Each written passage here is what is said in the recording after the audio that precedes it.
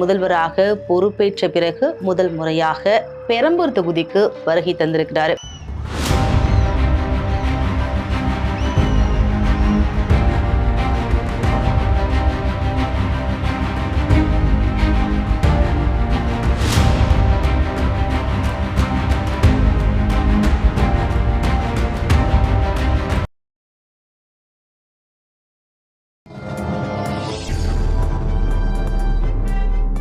பத்திரிகை.com நேயர்களுக்கு வணக்கம். முதல்வர் விஜய் வெற்றி பெற்றதிலிருந்தே பெரம்பூர் தொகுதிக்கு இன்னும் ஏன் வரல? அவரு திருச்சி கிழக்கு தொகுதிக்கு போனதும் அங்க அவர் பேசினது மட்டுமே மிகப்பெரிய கவனத்தை ஈர்த்துச்சு. அதை வச்சு பலரும் பல விமர்சனங்களை கொண்டு வந்தாங்க. இப்போ முதல் முறையாக, அதாவது முதல்வராக பொறுப்பேற்ற பிறகு முதல் முறையாக பெரம்பூர் தொகுதிக்கு வருகை தந்திருக்கிறாரு.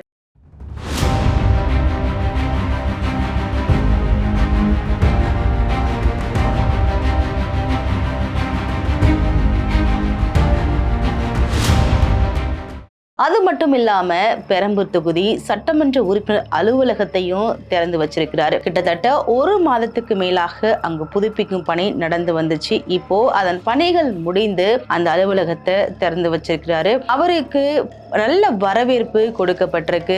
விழாக்கோலம் போல அந்த பகுதியே மாறி இருக்குன்னே சொல்லலாம். முதல்வர் விஜய் எங்கு போனாலுமே அவருக்கு மக்களோட வரவேற்பு அதிகம்தான். அதே மாதிரி அவருடைய சொந்த தொகுதியான பெரம்பூருக்கு போகும் பொழுதும் மக்கள் ஆரவாரத்தோட பூக்களை எல்லாம் தூவி மிகவும் நல்ல முறையில வரவேற்றிருக்கிறாங்க.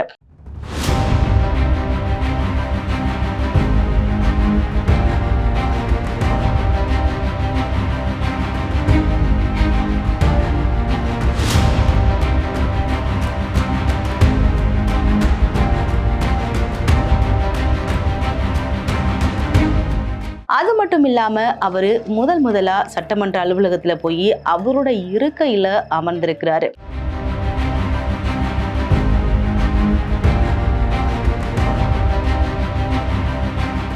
அமைச்சர் வெங்கட்ராமன், செங்கோட்டையன் இவர்கள் எல்லாரும் அவருக்கு பூங்கொத்து கொடுத்து வரவேற்றிருக்கிறாங்க.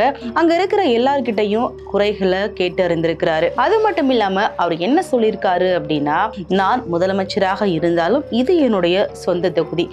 அப்படி இருக்கும் பொழுது மக்களுக்கு தேவையான எல்லா வசதிகளையும் நான் கண்டிப்பா செஞ்சு கொடுப்பேன் அப்படின்னு உறுதி கொடுத்திருக்கிறாரு. அது மட்டும் இல்லாம அலுவலக வளாகத்துக்குள்ளேயே ஒரு இ-சேவை மையத்தையும் திறந்து வச்சிருக்கிறாரு. மக்களுக்கான எல்லா தேவைகளையும் இங்க இருக்கணும் அப்படிங்கிறதுக்காக, மக்கள் எதுக்காகவும் அலையக்கூடாது அப்படிங்கிறதுக்காக இந்த இ-சேவை மையத்தை திறந்து வச்சிருக்கிறாரு. இப்போ பெரம்பூர் தொகுதி ஒரு சவாலான தொகுதி அப்படின்னே சொல்லலாம். அங்க தொழிலாளர்கள் அதிகம் வசிக்கக்கூடிய ஒரு பகுதி. இந்த சவால் நிறைந்த தொகுதியில அவர் வெற்றி பெற்று வந்ததே ஒரு மிகப்பெரிய சவாலாகத்தான் பார்க்கப்படுகிறது.